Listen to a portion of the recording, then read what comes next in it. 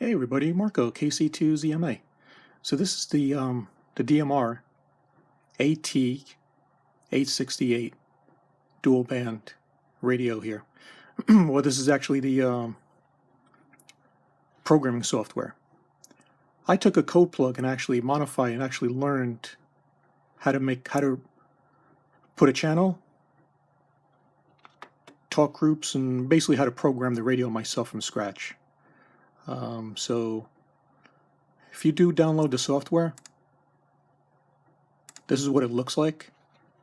Well, this is my code plug actually modified. So I took a basic code plug, clicked on it, learned it, basically played around with it, and actually figured it out, how it all works. It's very different than the MD380, 390, even the Connect System software.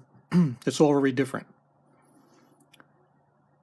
So I'm going to show you here channels. So if you double click on a channel here, every step here, 1, 2, 3, as shows frequency, analog, the repeater, and everything else. If you double click anything in the boxes, it comes up with this window where you actually shows everything, the parameters of that repeater. Receive frequency, transmit, channel type, analog. So this is a regular 2-meter repeater analog in my area. So the receive, transmit, analog, the power settings, mid, bandwidth 25, busy lock, I leave it off, scan list, I'll show you the scan in a while there. So this is a regular analog. So CT, CSS, DCS encode, put it on the typical CTSS, and the PL tone right here. Push OK, and it's actually in there. Obviously over here is the name as well. Up here is the name. I'll show you a dynamic DMR and analog 440 repeater setup. So this radio, what's cool about this radio is you could actually, on the same channel, you can actually transmit DMR and receive analog, or vice versa. I'll show you on this one right here. So this is a 440 machine. All right, you got transmit, receive, transmit, channel type, D plus A. Digital transmit, but I can receive analog. Okay, and there's a setting in the radio where you can actually flip it. You could transmit analog and receive digital, DMR, on the same, just on one same channel. So all you basically need is just to set it once like that. And in the radio, if you program one of the buttons, you could flip it around. So on the radio, it will look like that. It will look like this. Or if you want to just transmit digital only, transmit analog only. But if you set it on one of these, basically set it on here, through the radio, you can actually flip it back and forth. So the way this is, you see this is the way to set up. I'll transmit on digital, but receive on analog. If you set it like this, transmit on analog, receive on digital. This is excellent radio for any repeaters you have out there that could work both analog and digital. So that's really cool. Mid power, 25 bandwidth. I think when you transmit on digital, it defaults back to 12. I'm not really sure, but I've been told to set it up this way, and actually works. Works good this way. Keep on transmit audio always. Scan list. So the radio ID I'll show you the other menus: color code, time slot, receive group, list. And obviously down here, if you see down here, the analog settings for down here. Now if we go, okay, that's a channel where you can actually add a channel. So let's say there's number 9 over here. I could automatically just put in analog or digital, 2 meter, 440, whatever, just by double clicking any of these boxes.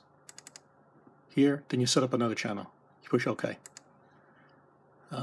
So we have, if we go to digital settings, DMR ID list. So you just put your regular DMR ID. You could put multiple here, I believe. If you have multiple users or ham radio operators in your family, I believe you could switch through all of them. I'm not sure about that. I'm almost sure that's the way it works. Talk groups. So these are the talk groups. Talk group 2, for example. You name it. You make it as call type group call, and any talk group DMR ID 2. I'm not sure about call alert. This one, for example, is a talk group, a different talk group, and you name it something different. Local there.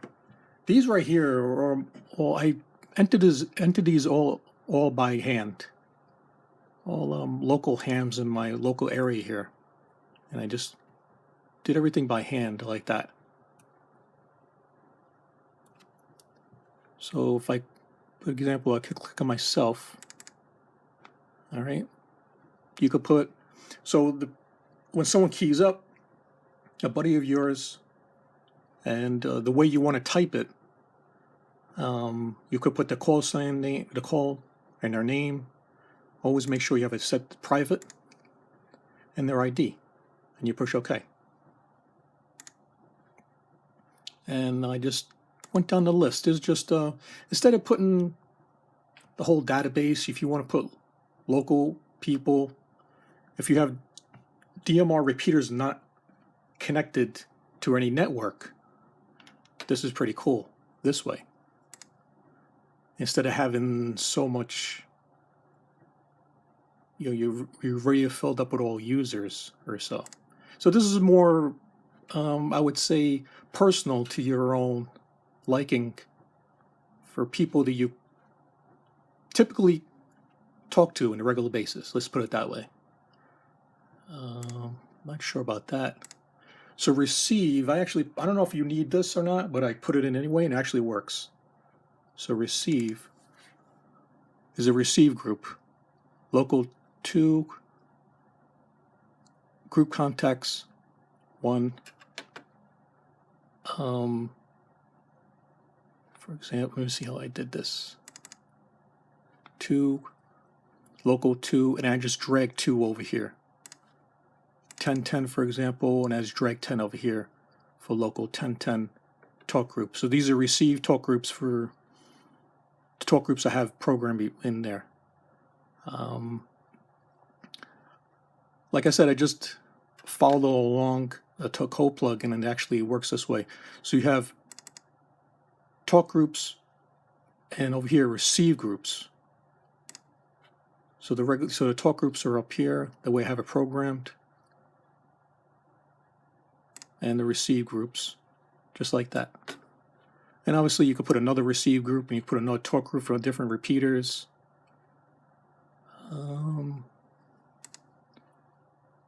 This one I don't have anything set up with that.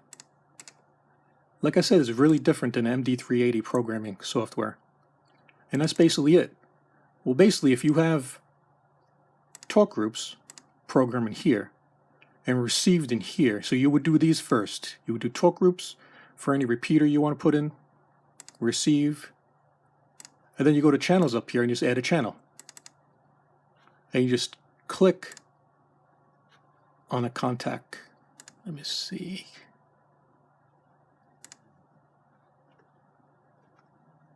Yeah.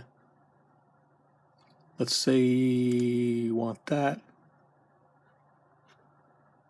Does it flip back and forth? They got flips.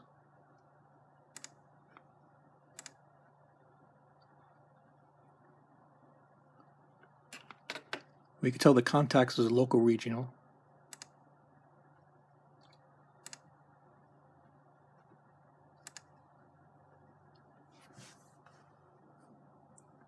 You just have to know the name of the contacts. If you go over here, talk groups, just know the name of it. So this talk group 2 is named local regional. 1010 here is called local.